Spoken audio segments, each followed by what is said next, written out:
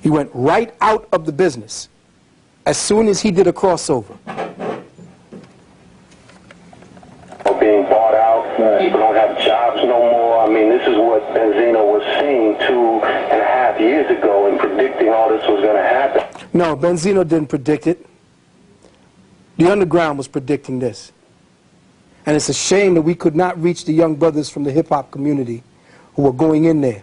But check the excuses. And people were like, nah, he's just mad at Eminem, and they bought into that. And then, you know, Interscope just hyped it up and said, okay, well, the source doesn't have integrity. They're just using the magazine to beat up on Eminem because Benzino's mad. But now, you know, the facts are coming out. Dave Mays is Hot 97. He's co-owner of the source, talking about his this trial with Eminem. And Todd, got a question? So let me just go straight to the point. The Source magazine, Dave Mays and Benzino, you actually feel that Eminem is a racist, flat out racist? I couldn't say that because I don't know this guy. Like, you know, all I can go by is, you know, his actions that I observe and, you know, the songs that he made. Now, those songs were made 10 years ago. He was about 21 or 22 years old when he made the songs. He wasn't 16. You know, at the time he made those records, when you hear all the lyrics, he's calling black people porch monkeys and spear chuckers and, you know, all the N-word he used. To me, he was definitely a racist at the time. He's a racist. At the time he made those records. Now, could he have changed? I believe he could. I don't know. I don't believe so. Well, from Mississippi, I ain't never seen a racist reform. So if he was using all those terms at that time, then I might have to ride with y'all that he is a racist. Now, I would talk to the young brothers and sisters in the streets about Eminem. Oh, he got some nice lyrics. Oh, he got some nice groove. Or he got some nice, what do you call the background music that y'all cut? Nice beats or nice tracks and what? Where is the political awareness of the young brothers and sisters? Hip-hop's all over the world. I said, fool, understand that if hip-hop's going all over the world, they're taking it from you. That the reason they're using hip-hop because they don't have any public, no kind of popular or grassroots cultural material that appeals to everyone the way black people's music do around the world. And you don't understand that when black people, especially black males, become creative, especially musically, the world listens automatically. So they had to gain control of something that they knew, because if Eminem didn't come up, a black icon like they took out, and his name was Tupac, would have taken over. With all his madness, we could have brought him in. Him and Biggie, who said that the two of them were supposed to be secretly hooking up the East and the West Coast so that they would have their own black distributorship for the monies coming out and the talent coming out. The same way they got rid of Michael Jackson, Michael Jordan, and Magic Johnson, the three MJs. When they wanted to come together to start a football league, a basketball league, a lawyers consortium to handle all the talent coming out of the black community, every one of them, like dominoes, began falling in the media. So with Eminem... Well, another interesting thing, though, that you said is that there was no girlfriend, black girlfriend, as he claimed. How did you guys find that out? We did a lot of research before we came out. We hired a private investigator and investigative reporters. We sent people out to Detroit. We interviewed people from his schools and his friends, and we got a lot of them on record. And there was nobody that knew this guy ever knew him to have a black girlfriend when he was 16. He had a white rap group. It was 4 white boys called Basement Productions. That was their rap clique, and they went in, they made the racist rap hour. Wow. That was one of their big recordings, and made all these songs, and that was how their whole thing got started. Now, how did this cracker skinhead end up in black music unless he was government? Now, another thing, the brothers and sisters, and I'm not using expletives today. And this is the kind of material that would get me into that mode, check? But you see, I want this particular video to go PG. Because I want the teachers to not get caught up in the language and get the substance. What we're about to reveal to you today, and I hope you got the patience. Y'all with us for the duration?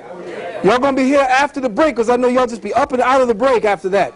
All right, because this whole day is dedicated specifically, and I don't lecture no more. That's why I say only because of these beloved brothers I come out. Today, we got something for you that is going to blow your mind. I'm just building it up. And I'm glad you're here, because this is going to be an experience that the tape is not going to give to you. Okay? This man was government to begin with. We said so, and it's coming out. The proof is in it, the pudding.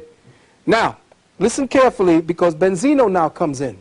Dave, one thing though, okay, in the source and in all magazines that cover rap, we talk about artists that are drug dealers, artists that are women beaters, artists who have done a various different things.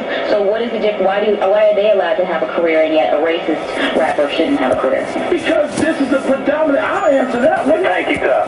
Because this is a predominantly black industry that we live, feed, and eat off of, especially you, Info, and especially you, Envy. So if it's a racist white rapper, he shouldn't be able to make no damn money. That's what it is. But a drug dealer should. But a drug dealer, you know what? I don't believe in the drug dealers either. Or a murderer. You know what?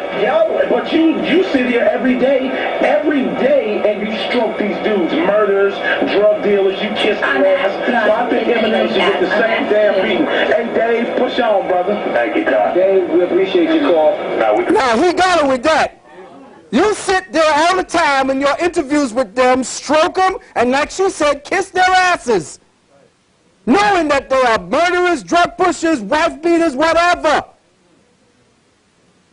I appreciate you having me. Magazine, and we'll hope to see you in better things next year. And One last time, I'm sorry, I just gotta say this.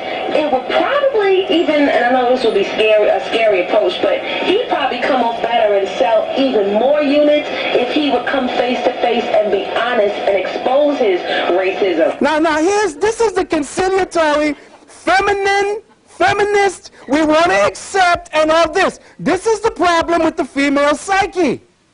She wants to accept everything. She wants to love everybody. You can't love this beast.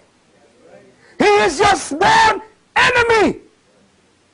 He does not want to be ruled by you. And everything you do when you open your mouth, when you place your mind on something to build it and make it, you do it greater than he does. He knows that. And every time he enters in here, it is to find ways to weaken you. So the feminine principle about, well, maybe if he just admitted he was a racist, he may sell more units. No!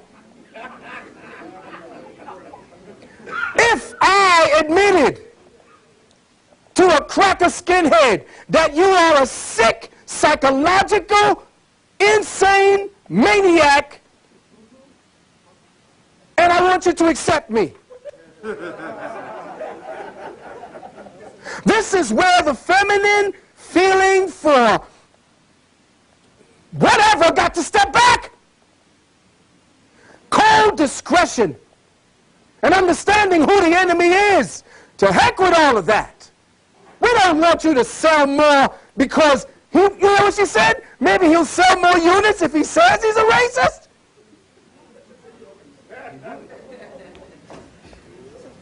Did Malcolm become more accepted? Did Brother Khalid become more accepted? Because he pointed out their racism. Of the now or of the past, because I'm sure his sentiments reflect that of a lot of his fans. Right. He could go even further, like Same way that he did with his homophobia and with exactly. this is the part when Benzino comes into That's me. The interview. But because you want to still appeal to the black kids, you don't want to go that far and expose that much about yourself. But if it's there, like, just... He didn't have to expose himself. Look at what happens to hip-hop with all of our powerful teachers. Will somebody please tell me what in the hell is wrong with Flavor Flav?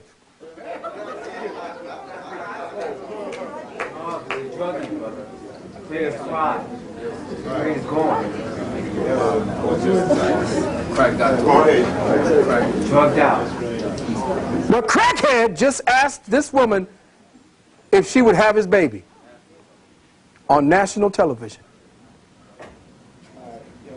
I know that Chuck must be turning, he must got continual diarrhea.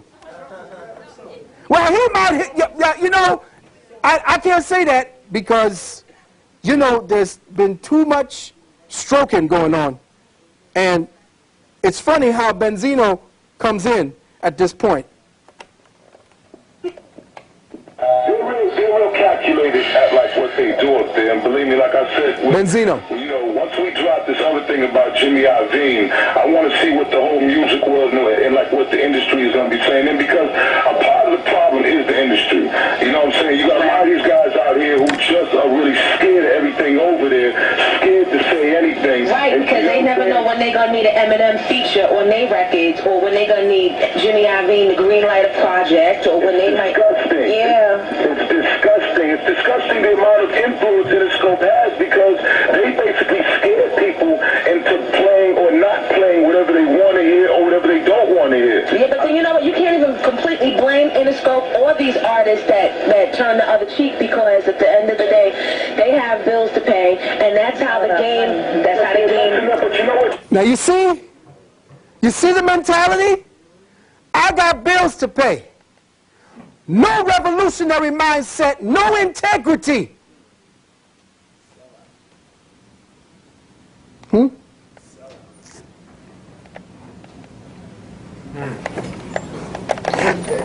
you know, after 25 years, I thought that something was being done. Nothing, it seems. We ain't going nowhere. It feels like I'm trying to go up or down escalator. You have to run hard, and then you get to about midway, and then... Jonesy, but they're messing it up for everybody else. People don't care about nobody else. People do not care about the next man. Not at all. People do not care about... Now, instead of her saying that people should care, she propagates the sickness by telling people, well, that's not what it is. We don't care, so let's keep going anyway. Man, especially, unfortunately, black people. They trying to get their family taken care of, and they trying to make their name a household name. They're not trying to make history or make it better for the next... Do you hear that? Is that sad? But did I tell you that that's exactly what hip-hop would do with all the money? That because hip-hop does not have any guidance, it's going to come back and it's going to destroy the community. I told you that. The hip-hop and the rap separated. Because true hip-hop and rap are not the same.